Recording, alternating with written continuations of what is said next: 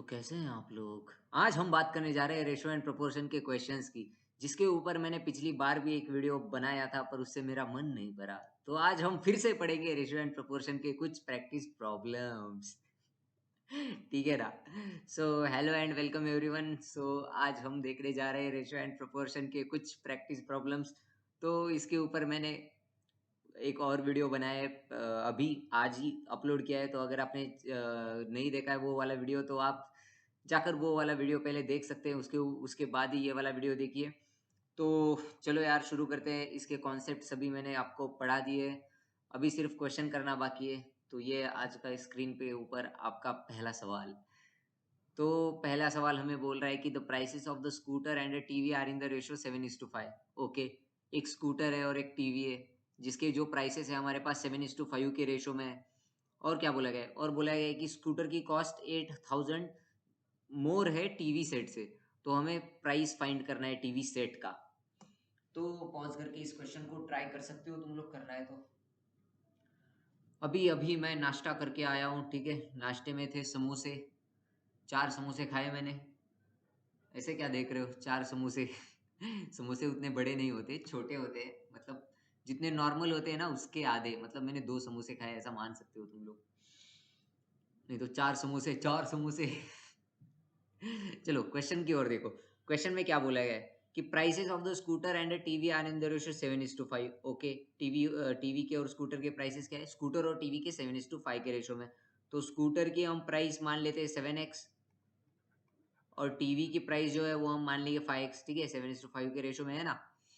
और क्या बोला गया कि if the scooter cost 8,000 more than a TV set. Okay, scooter का जो प्राइस है वो 8,000 मोर है टीवी सेट से।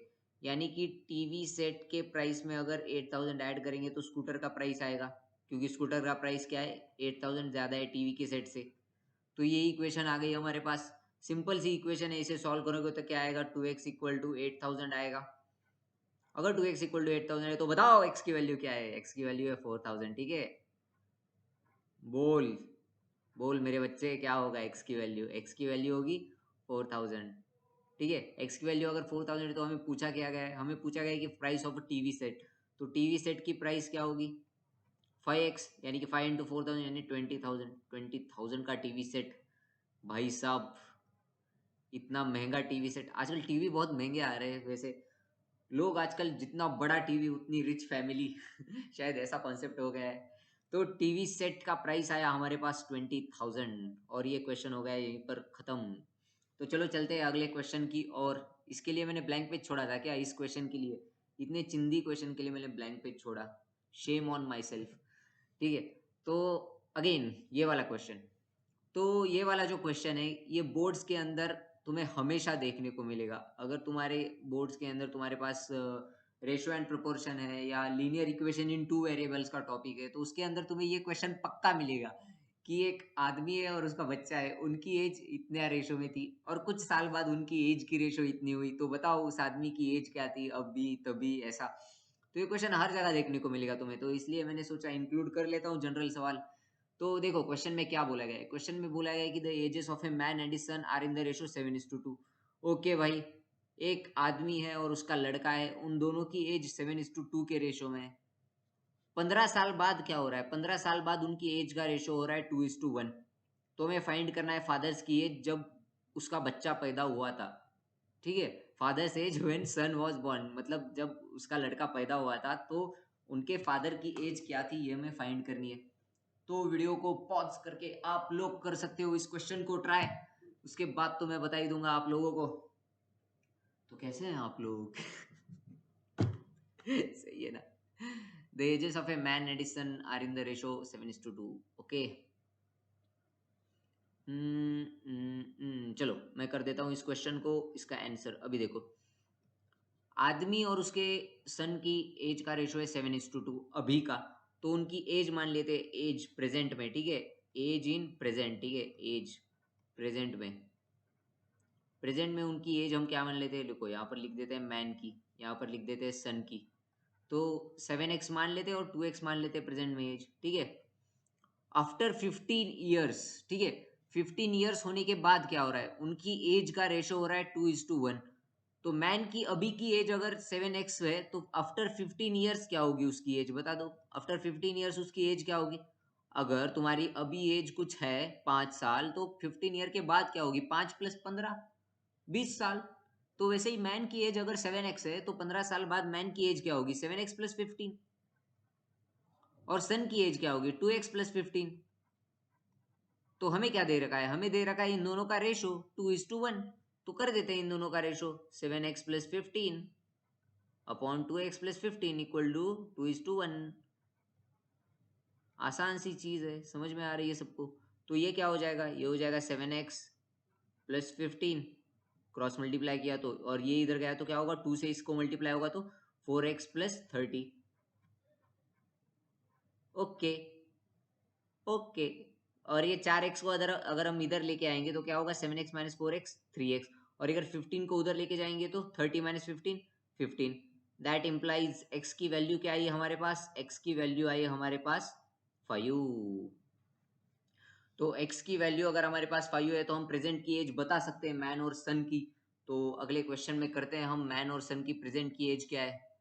मैन सन 7x है इसकी, और इसकी 2x थी प्रेजेंट की एज, थी कि नहीं? देखो पिछले वाले क्वेश्चन में 7x थी, 2x थी, और x की वैल्यू आई 5, यानी कि मैन की अभी की एज है 7 × 5 यानी कि 35 ईयर्स, और सन की अभी एज है 2 × 5 यानी कि 10 ईयर्स। तो क्वेश्चन में क्या पूछा गया है कि व्हेन सन वाज बोर्न, जब सन बॉर्न हुआ था, जब उसका जन्म हुआ था, एक अरसे की बात है, ठीक है, एक दशक पुरानी बात है। ये एक दशक पुरानी बात है। तो सन की अभी की एज क्या है? 10 ईयर्स। तो सन का जन्म कब हुआ था? 10 साल पहले ही हुआ होगा। अभी अगर एज 10 ईयर्स है तो जन्म 5 साल पहले कैसे हो सकता है? या जन्म 20 साल पहले कैसे हो सकता है? जन्म उसका 10 ही साल पहले हुआ होगा। तो 10 साल पहले हमें मैन की एज पूछी गई है, व्हेन सन वाज बोर्न। तो मैन की एज क्या होगी when son was born? 25 years. Okay, 25 years ही होगी ना 10 साल पहले जब सन बॉर्न हुआ होगा। Man's age when son was born. ये मेरा फोन क्यों आवाज कर रहा है यार? एक मिनट जाके देखता हूँ मैं, ठीक है? तब तक तुम इस क्वेश्चन को देखो कैसे सॉल्व किया। मैं आया 5 सेकंड के अंदर।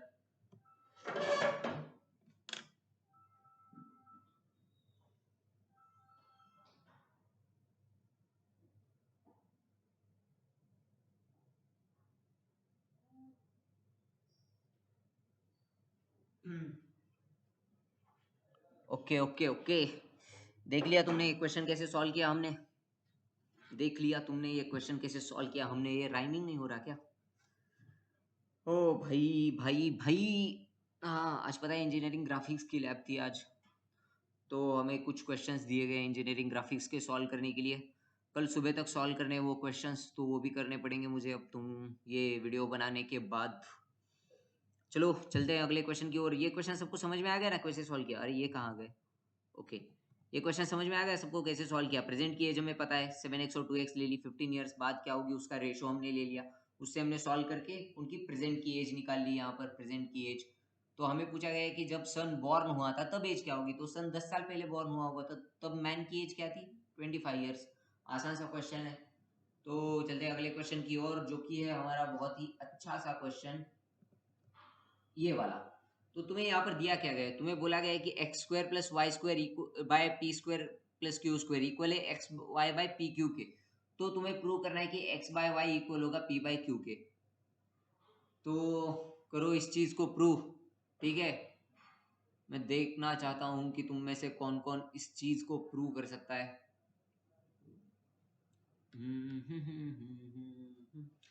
चुरा लिया है तुमने जो दिल को, नजर नहीं चुराना सनम, बदल के मेरी तुम जिंदगानी, टिन टिन कहीं बदल ना जाना सनम। हे। मैं सिंगर बन सकता हूँ या नहीं? यार मैं बन सकता हूँ सिंगर, बट मुझे अरिजीत सिंह की जॉब नहीं छीननी उससे, ठीक है ना?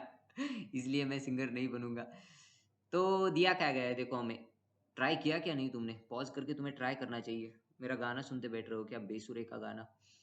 X square plus Y square by P square plus Q square तुम्हें दिया गया है, X Y by P Q के बराबर है, ठीक है। ये हमें दिया गया है क्वेश्चन के अंदर। तो मुझे यहाँ पर X square plus Y square by P square plus Q square, तो मैं ये कर सकता हूँ एक्स वाई को इधर ले आऊँगा और P square plus Q square को उधर ले जाऊँगा। उससे थोड़ी सी चीज़ें मेरी आसान होती हुई दिख रही है मुझे अभी के लिए। तो अगर मैं X square plus Y square को इधर ले आऊँगा बाय एक्स वाई करूँगा, और यहाँ पर मैं क्या करूँगा P square plus Q square by P Q. Okay, P square plus Q square को मैं उधर लेके गया।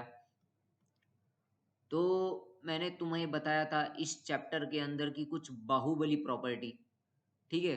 बाहुबली प्रॉपर्टी हमारे पास क्या है, बाहुबली प्रॉपर्टी इस चैप्टर के अंदर हमारे पास componendo dividendo ratio and proportion के अंदर अगर तुम्हें कोई पूछे कि सबसे ज्यादा इंपॉर्टेंट क्या है, तो कंपोनेंडो डिविडेंडो के अलावा और क्या हो सकता है।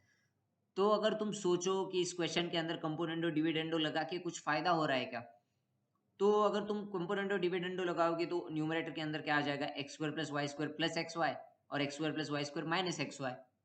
तो इससे कुछ खास फायदा होता हुआ दिख नहीं रहा मुझे तो। बट अगर तुम ऐसा सोचोगे कि X square plus Y square plus two X Y होता और नीचे X square plus Y square minus two X Y होता, तो क्या कुछ बन रहा है, बिल्कुल बन रहा है, एक्स प्लस वाई का whole square upon X minus Y का होल स्क्वायर। तो क्या मैं दोनों तरफ यहाँ पर टू से डिवाइड कर सकता हूँ इक्वेशन के अंदर। ये क्या कर दिया सर आपने, ये क्या कर दिया आपने।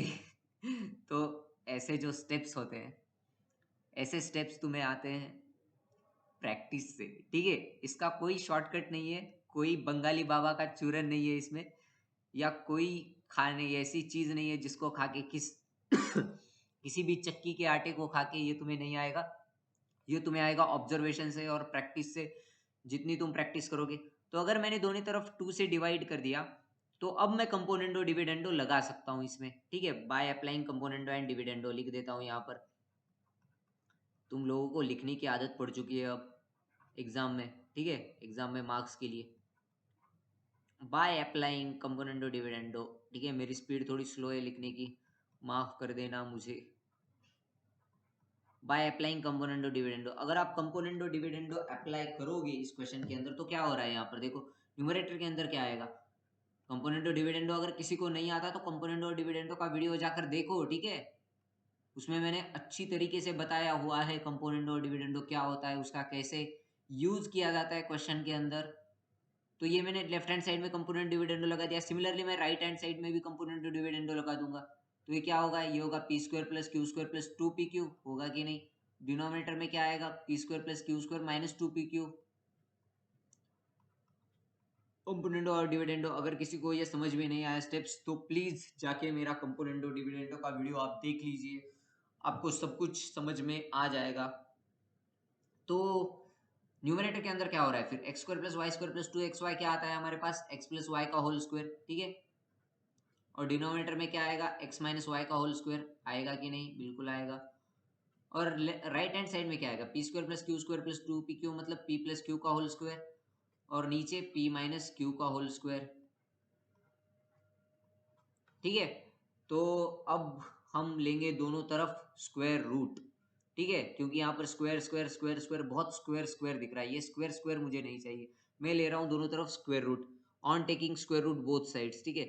स्क्वायर रूट दोनों तरफ लेने से क्या होगा हमारी जिंदगी में, चीजें आसान होगी, ठीक है। On taking square root both sides.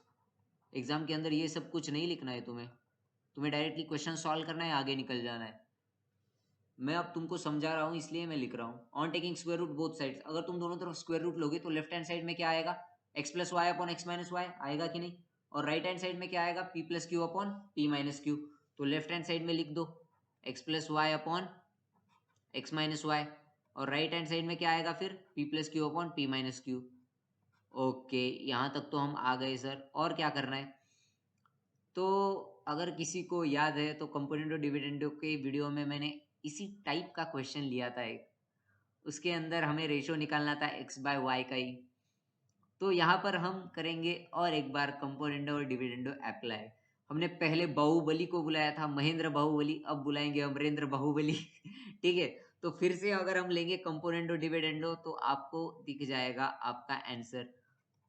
तो कंपोनेंट ऑफ डिविडेंडो के वीडियो में मैंने ऐसा ही एग्जांपल लिया था जहां पर हमने कंपोनेंट ऑफ डिविडेंडो का ही इस्तेमाल करके x बाय वाई की वैल्यू फाइंड की थी, अगर आपको याद है तो on applying component and dividendo, one second, अगर हम कंपोनेंट ऑफ डिविडेंडो अप्लाई करोगे तो क्या आएगा, x plus Y plus X minus Y upon X plus Y minus X minus Y. Okay, वैसे ही राइट हैंड साइड में अगर कंपोनेंट डिविडेंडो अप्लाई करोगे तो क्या आएगा, p plus Q plus P minus Q upon p plus Q minus P minus Q.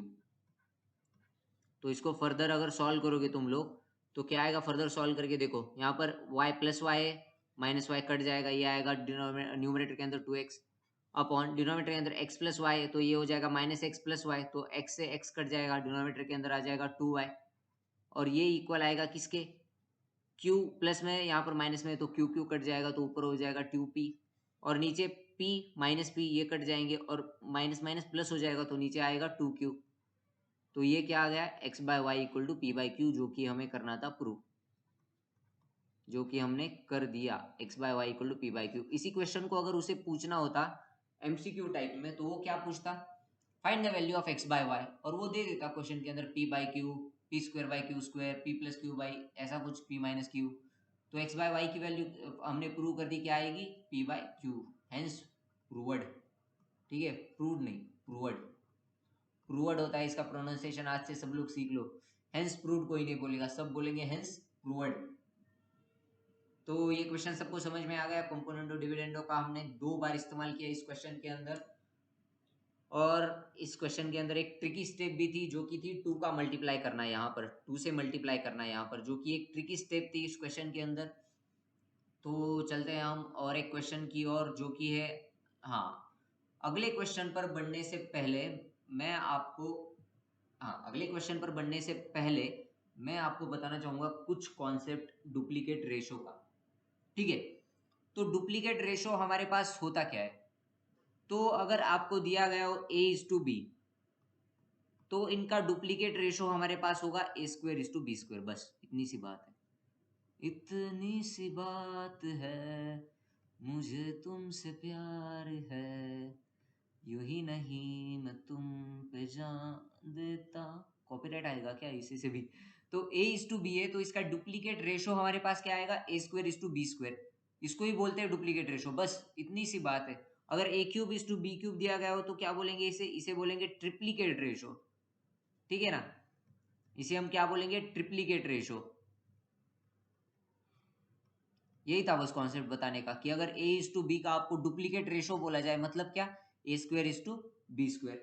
अभी चलो क्वेश्चन के ऊपर, तो क्वेश्चन क्या बोल रहा है, क्वेश्चन हमसे बोल रहा है कि what quantity must be added to each term of the duplicate ratio of a is to B to make it equal to a is to B, यानी कि a इज टू बी के duplicate ratio के हर एक term के अंदर ऐसी कौन सी क्वांटिटी ऐड की जाए जिससे कि वो ratio a is to B के बराबर हो। मतलब A square is to B square होता है डुप्लीकेट रेशो, होता है कि नहीं, इसके अंदर हमें कुछ क्वांटिटी ऐड करनी है दोनों तरफ प्लस एक्स, जिससे कि ये इक्वल हो जाए ए इज टू बी के, तो आपको एक्स का वैल्यू निकालना है। तो आधा क्वेश्चन तो मैंने ही सॉल्व कर दिया इक्वेशन बता के, आधा तुम लोग खुद से कर लो पॉज करके, इतना तो कर लो, इतना तो कर लो खुद से। तो यहाँ पर क्या होगा देखो आगे, तो अगर ये रेशो देखो, what quantity must be added to the each term of the duplicate ratio, हर एक टर्म के डुप्लीकेट रेशो के अंदर ऐसी कौन सी क्वांटिटी ऐड करे जिससे कि वो इक्वल हो जाए ए इज टू बी के। तो हमने इक्वेशन बना ली। मैथ्स के अंदर अगर कोई क्वेश्चन तुम्हें दिया गया हो तो उस क्वेश्चन का इक्वेशन बनाना बहुत ही ज्यादा इंपॉर्टेंट है। अगर तुम इक्वेशन बनाओगे तो ही तुम्हारे सॉल्यूशंस आएंगे, वरना सॉल्यूशंस नहीं आएंगे। तो क्वेश्चन जब दिया गया हो तो सोचो कि क्वेश्चन में क्या दिया गया है, उससे क्या तुम कंक्लूड कर सकते हो, उसके आगे तुम क्या ऐसे स्टेप्स कर सकते हो जिससे कि तुम्हारे पास एक इक्वेशन है उसको सॉल्व कर सको। तो ये इक्वेशन मेरे पास क्या आएगी, A square plus X by B square plus X, ये इक्वल आना चाहिए ए बाय बी के। तो अगर इसको क्रॉस मल्टीप्लाई करोगे तुम तो ये क्या हो जाएगा, ये हो जाएगा A square B plus B X, ये इक्वल होगा A B square plus A X के, होगा कि नहीं, बिल्कुल होगा। तो इस ए एक्स को इधर ले आओ, इस ए स्क्वायर बी को उधर ले जाओ, तो क्या होगा, B X minus A X, ये इक्वल हो जाएगा A B square minus A square B के, होगा कि नहीं। तो इसको अगर फर्दर तुम सॉल्व करोगे तो तुम्हारे पास क्या आएगा, देखो यहाँ पर तुमने x कॉमन ले लिया तो अंदर बचेगा b माइनस ए, और इधर से तुमने कॉमन क्या ले सकते हो, तुम ए बी कॉमन ले सकते हो। तो ए बी अगर तुम कॉमन लोगे इधर से तो अंदर क्या बचेगा, इधर भी b minus A. So b minus A से b माइनस ए कट जाएंगे, x का वैल्यू आएगा ए बी। यानी कि A square is to B square की हर एक टर्म में अगर तुम ए बी ऐड करोगे तो तुम्हारा रेशो जो आएगा वो आएगा ए इज टू बी। करके देख सकते हो तुम लोग, अगर किसी को करना है तो मैं यहाँ पर कर देता हूँ। चलो, ए स्क्वायर के अंदर भी ए बी ऐड करो और बी स्क्वायर के अंदर भी ए बी ऐड करो। तो अगर, तो देखो न्यूमरेटर में तुम a कॉमन ले सकते हो तो ये आएगा a प्लस बी अंदर ब्रैकेट के अंदर। डिनोमिनेटर में तुम क्या कॉमन ले सकते हो, b कॉमन ले सकते हो तो आएगा a प्लस बी। तो a प्लस बी से a प्लस बी कट गया, ये आया a बाई बी, आया कि नहीं। और वही हमारा क्या है, आंसर है। तो हमने अपना आंसर वेरीफाई भी कर लिया। तो यही थे आज के कुछ क्वेश्चंस, 4 क्वेश्चंस मैंने आपके लिए लाए थे। मैं सोच रहा हूँ कि एक और वीडियो लाया जाए इसके ऊपर, रेशियो एंड प्रोपोर्शन के क्वेश्चन के ऊपर। तो कमेंट सेक्शन में बताओ यार कि तुम्हें मज़ा आ रहा है कि नहीं क्वेश्चंस करने में रेशियो एंड प्रोपोर्शन के। तो एक वीडियो करने के बाद हम पॉलिनोमियल्स पढ़ने के लिए चले जाएंगे।